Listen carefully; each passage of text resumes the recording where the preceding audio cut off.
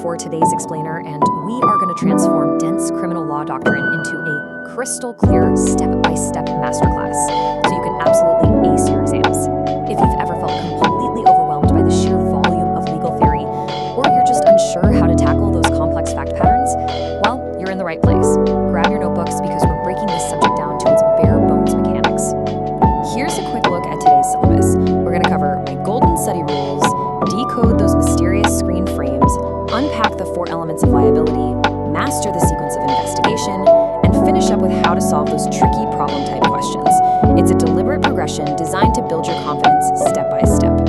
So, starting with part 1, the professor's golden rules. Let's get our study strategy straight right off the bat so we don't drown in the heavy reading. Now, our core strategy here is simple, but you've got to be strict about it. You want to write punchy, telegram-style notes. And here's the absolute golden rule. Never, ever move on to a new legal concept until you've fully mastered the previous one. I see so many students trying to just read page after page, blindly memorizing. Don't do that. You have to really understand the underlying principles, like causation or intention, first. If you build these short telegram-style summaries, you'll actually be able to apply theoretical rules to concrete facts. And honestly, that's exactly what your exams are testing. And listen to this warning carefully, guys. Do not let the spectacular nature of everyday crimes, murder, robbery, the stuff we see in the news, fool you into underestimating the complex legal theory behind them. We read about this stuff all the time, right? And it gives us this false sense of security. You might think, oh, I know what a robbery is, but the legal concepts here are actually some of the most difficult to grasp in the entire field of law. You literally cannot afford to just skim your study materials. Okay, moving right along to part 2, decoding the screened frames. Let's look at a vital visual cue hidden in your study guides that essentially tells you exactly what the examiners want. When you see a gray block like this, what we call a screened frame, consider it an alarm bell. It's signaling a non-negotiable definition. The authors aren't going to put flashing lights around important concepts for you, but they do use this gray background. So when you spot it, you need to immediately recognize, okay, this is a definition I'm expected to know inside and out. The crucial takeaway here is that you've got to memorize these exact definitions, like the requirement of a voluntary act, verbatim. Experience shows us time and time again that students who try to paraphrase these concepts in their own words usually end up losing marks. Why? Because their versions miss critical nuances. Look, you don't have to be a robot, but it really must be substantially as it appears in the text without any deficiencies. Memorizing these screen frames is absolutely your safest bet for securing full marks on definitions. Right, let's jump into part 3, the 4 elements of liability. Now that our study mindset is locked in, let's look at the overarching framework. This is what everything in criminal law hangs on. Here is the absolute foundation of our entire module, the 4 elements. Look closely at the numbering here. We start with 1, act or conduct, followed by 2, compliance with the definitional elements, then 3, unlawfulness, and finally 4, culpability. Every single crime we analyze, whether it's murder, perjury, whatever, has to be run through this exact 4-part filter.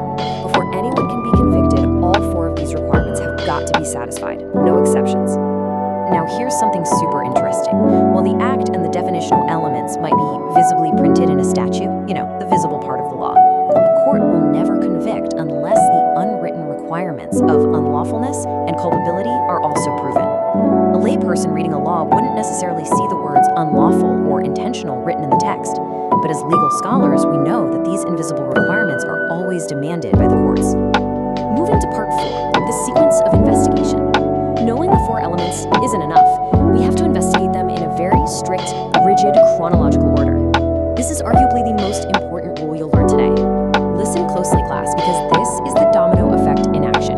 You must follow this exact sequence: conduct, definitional elements, unlawfulness, culpability. Why? Because looking into a later requirement absolutely presupposes that all the previous ones actually exist. Think about it. You can't ask if an act was unlawful before you even establish that there was an act that complied with the definitional elements in the first place. Never ever mix this order up. And here is a massive time saver for your exams. If your investigation reveals there was no voluntary conduct in step 1, you stop right there. The whole chain falls apart. The accused is simply not guilty and the matter is concluded. It's completely unnecessary and actually factually incorrect to investigate further requirements like culpability if that very first conduct element fails. Using this stop sign approach will keep your analysis razor sharp. Finally, part 5, solving problem-type questions. Let's tackle the part of the exam that causes the absolute most anxiety, those practical fact patterns where you have to determine if someone actually committed a crime. I always ask my students this: how do we prove our case without getting completely lost in the story? It's so tempting to read a fascinating scenario about, say, a bank robbery gone wrong, and just start writing a thrilling true crime novel in your answer book. But that gets you exactly 0 marks. We need a highly structured approach to extract the pure law from that narrative. The secret to acing these questions is strictly separating your steps. First, identify the specific element in question. Then, and this is key, discuss the relevant legal principles and case law thoroughly. Only after you've done that do you apply those principles to the facts. Students often try to mix discussing the principle with applying it to the facts at the exact same time. Doing that massively increases the chances that you'll miss a detail or forget to cite a case. Write out the pure legal principles first, then start a new paragraph and apply those exact principles to the story. And when you get to that final conclusion, there are strict rules. Always answer the exact question asked. But remember this: if you conclude someone is criminally liable based on just one element in the prompt, you must expressly state that you are assuming the other 3 elements are also present. Since liability requires all 4, if your question was only about causation, which is part of the definitional elements, and you find causation exists, you literally have to write, assuming the presence of conduct, unlawfulness, and culpability, X is criminally liable. On the flip side, if an element is lacking, explicitly states that you don't need to investigate the rest. It shows total mastery of the sequence to your examiner. So before you close this explainer and hit the books, ask yourself, do you have the discipline to trust the sequence of investigation? Can you stop your analysis the exact moment a single element fails? I know it feels completely counterintuitive to leave blank space on your exam page when you know so much about the other elements, but trusting this framework is what separates an average student from a master of criminal law. Keep your summaries concise, respect the domino effect, and always separate your principles from your application. Master this, and you'll understand the very machinery of justice itself. Are you ready to put it to the test?